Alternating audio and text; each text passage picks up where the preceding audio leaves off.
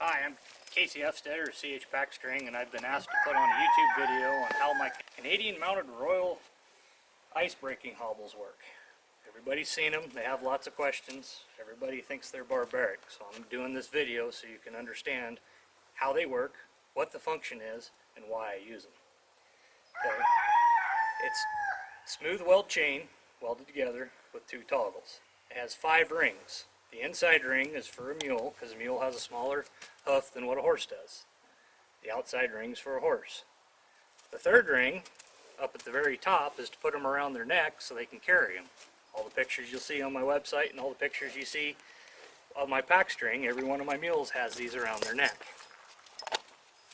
This big guy here has been in these all summer for the last 5 summers.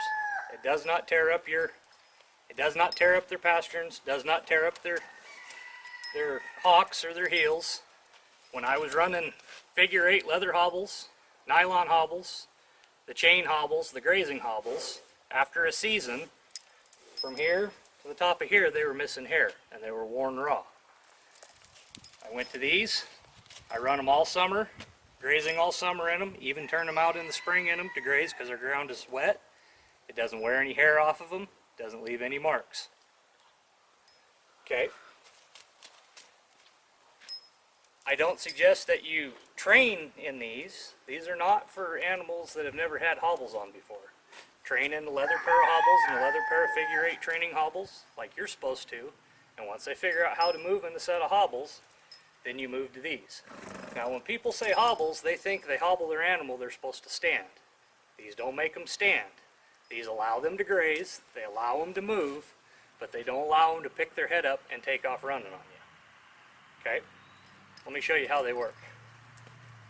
Easy. Big mule like this, instead of bending completely over, I take them and I wrap them around their foot. Go to the first set of rings because it's a mule. Slide the toggle through.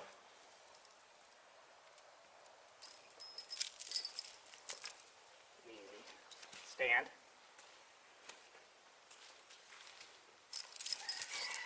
Stay to the outside of him, don't stand in front of him. Find the first toggle. Slide him through. There you go. He has his chain hobbles on. Now, if you watch this animal move,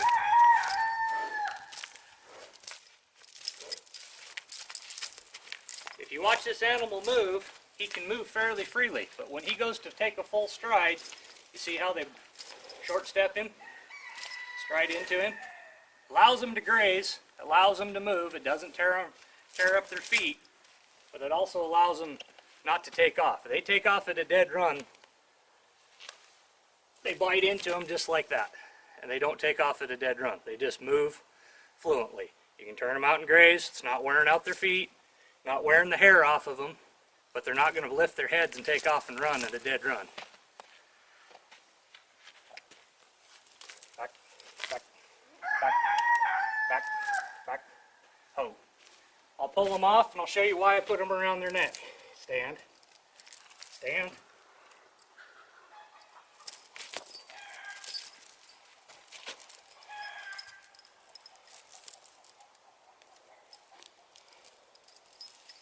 Okay, all my mules and all my horses, like I said before, carry them around their neck. Goes around their neck, goes through the third toggle, or the third ring. Actually, I guess it would be the 5th ring. Now, if you're running a horse, they'll hang there. If you're running a mule and you're running a mule halter, I take the extra toggle and run it up through the ring so it hangs there. Hey. Back up, back, back. Now, when I'm leading a string of 16 or 20, and they're all led together, they're all tied together, and I have a problem, I get off my saddle horse and I tie them up. I tie the first lead mule to my saddle horse, and as I go down the string, I can walk down the string, I can take the hobbles off, and I can hobble every one of them down the string until I get to the animal that has a problem. That's why I hang them around their neck. Hope that is an instructional video, and it explains why I use my chain hobbles, how they work, and why I carry them around my animals' necks.